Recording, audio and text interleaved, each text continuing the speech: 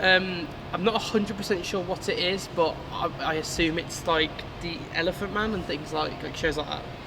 Oh, so being body dysmorphic is when you're not comfortable in your own skin so much that you feel you have to physically change it, like purging your body and being sick and becoming anorexic, overeating, um, and like going to extreme lengths for surgery. Oh, I didn't know that. Yeah. It's new to me.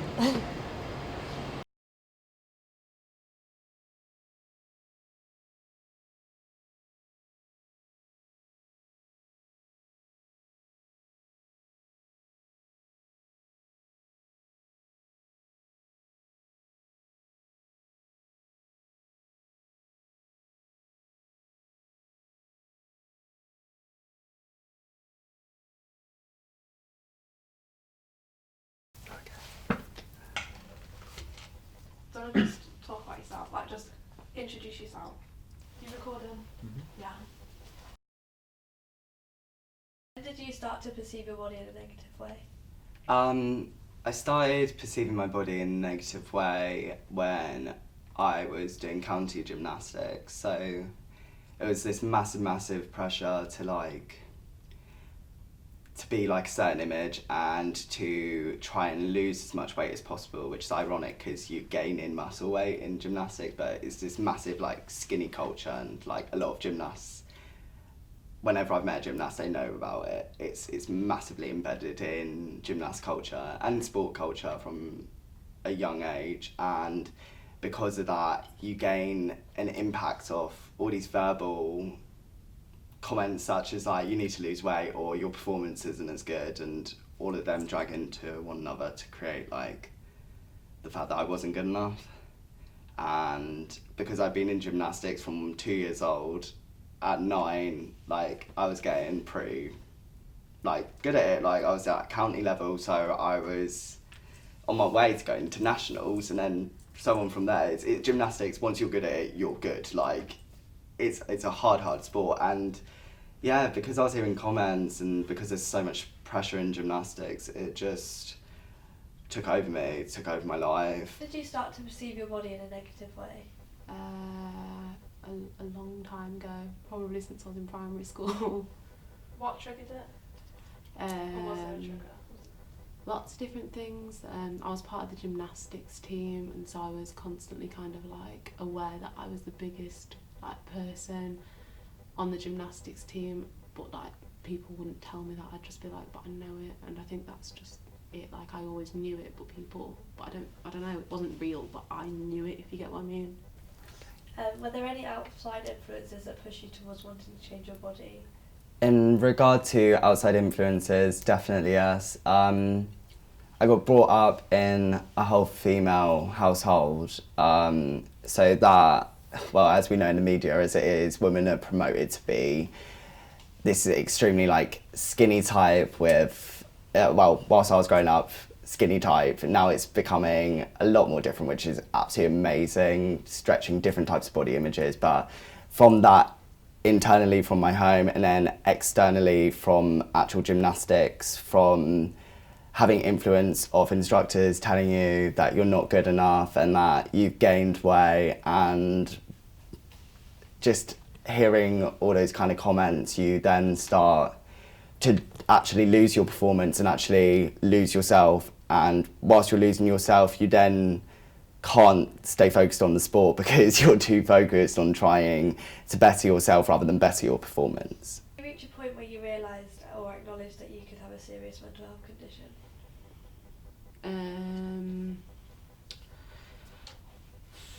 I've reached that point a lot of times, but you kind of just push it back because it doesn't matter. Other people reach that conclusion and try and like tell you that you need to think better or do something about it, but that's not important to me. At what point did you realise that it was body dysmorphia? I've gone through like different things. I've been body dysmorphic for so many years now that I don't even want to figure out, probably about since I've been 9. When I was 9, it was my lowest weight. But that was there's such a link between anorexia and body dysmorphia and bulimia. They all interlink, and we can try and like structure like certain mental disorders as like, oh, this is what you fit into and this is what you fit into, but it's actually the fact that people cross over into all these different types of things. You don't have to necessarily state that you're body dysmorphic. You can be a level of body dysmorphic even if you're like the most healthiest person going. Like there's this massive lad culture in the gym where like lads are promoted to be like this big, muscly, bulky type, and if they don't fit that, it's all of a sudden, because I'm not the same as everybody else, my body is not good enough, and that's what body dysmorphia is. It's all a comparative thing. Was there any support available for you, and were you able to access it? Difficult, because there was support, and like people did try and support me. Like people, like my teachers made me sit and eat my food and stuff in a room with them, but that's not really support because I didn't want it. They just made me do it, so it didn't feel supportive.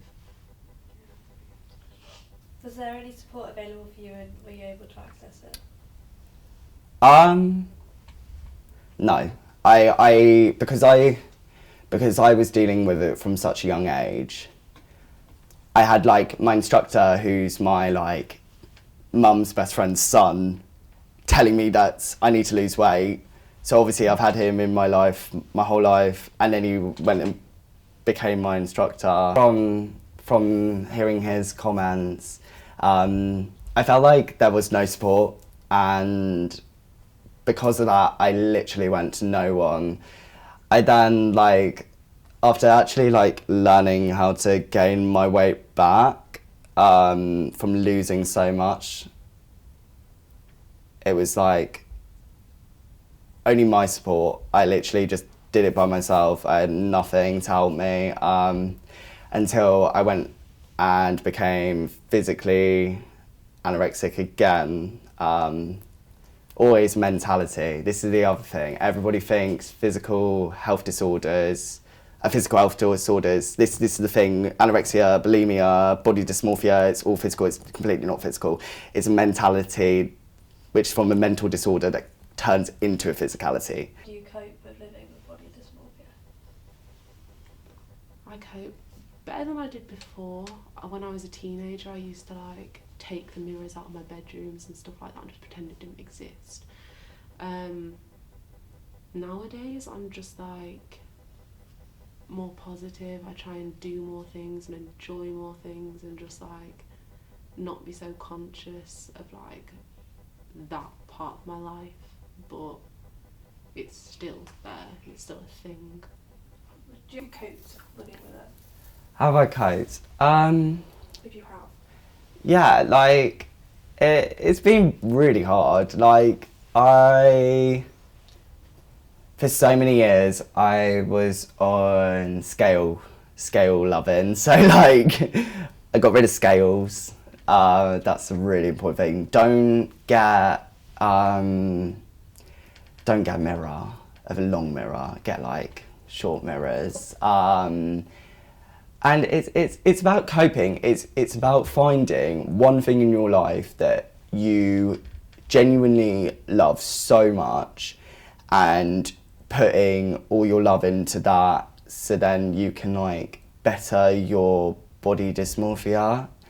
I know it sounds so hard, and there's so many people out there that won't necessarily be able to find the thing that they love, but if you can find like just one thing about your life that genuinely, I don't know, will push you to not focus on it as much and want you to better yourself and just look at yourself in a way that's like, I love myself, like I actually do have some form of love. That's a really helpful coping, and I don't think people understand enough with mental health conditions how much you need to be consistent with people and try and just always be there for people, even more so than what you automatically think is happening in their life. Do you have any advice for anyone else who's suffering with it? Acknowledge it, like actually say, well, like, yeah, that's a thing, because I spent so many like years like pretending it wasn't there, and like people would tell me things and I'd just be like, it doesn't, like, that's not real. But realising that it is real and it is a thing. And also, like, a lot of people are just like, yeah, but all girls think that they look like ugly, or like that their hair's not right, or that their like weight's not right, and that's not the same. And that's like really important to know that it is something that's important and that you're not just normal. So my name's Ryan Sharman and I'm the Student Success Advisor for the School of Media and the New Technology Institute at Birmingham City University. So what does uni have to offer for? So the uni has a lot of really good wellbeing and mental health services. They're up in Curzon. They're absolutely amazing. At the moment they've just gone through a restructure, so it's a lot quicker to get to someone, it's a lot faster. They've got mental health and wellbeing advisors who can offer counselling, CBT. There's also online services, so like Big White Wall. The waiting room is absolutely amazing, and there's also events put on as like things for World Mental Health Day, where student success advisors put these events on to help students who might not be wanting to go straight to counselling service, who just want to sit down, who just want to talk about their problems just over a cup of tea and a piece of cake. I mean, I think everybody wants to do that. But so yeah, the university has a lot of services. If people want to look at them, it's just easier just going to ICT and just typing in wellbeing services or mental health and wellbeing, and they'll pop up. For ADM students as well, we've the SSAs have created a Moodle page with all the different support services on, so just go onto that Moodle page and it will just take you straight to the support services, so you don't have to go and search for them or anything. If the support is there, take advantage of it. The amount of students that I've listened to and I've said, have you got a support summary, have you been to speak to anyone about this, and they've just said to me no, is quite astonishing actually. So if the services are there, please do take advantage of it, and make sure that you look after yourself. Like, your well-being is priority. Even if you've got a mental health condition, you need to look after your well-being even more than someone without a mental health condition.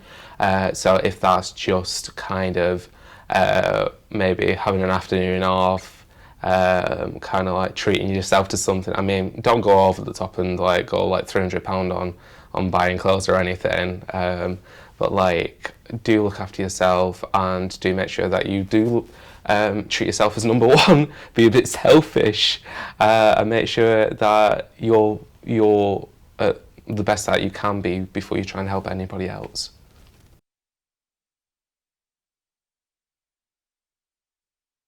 Don't listen to instructors, don't listen to any form of bullies. Do you know what, for me social media's actually been really helpful, but I think that's because I'm older. I follow loads of like body positive people and stuff. You do realise what's going on. Just know that like you are going to get through it, and like genuinely every single thing that that happens to do with it, you'll be fine with it. And it's hard. It's not something easy, because it's not. Probably just try and be more about yourself and think about yourself. Like, in the past, I've always thought, like, I've always tried to look out for the person next to me and always been there for other people. And since like I've had problems with my family and stuff, my dad's just kind of told me I need to look after myself. So if anyone out there is having this problem, then I think they should just try and think about their well-being and look after themselves.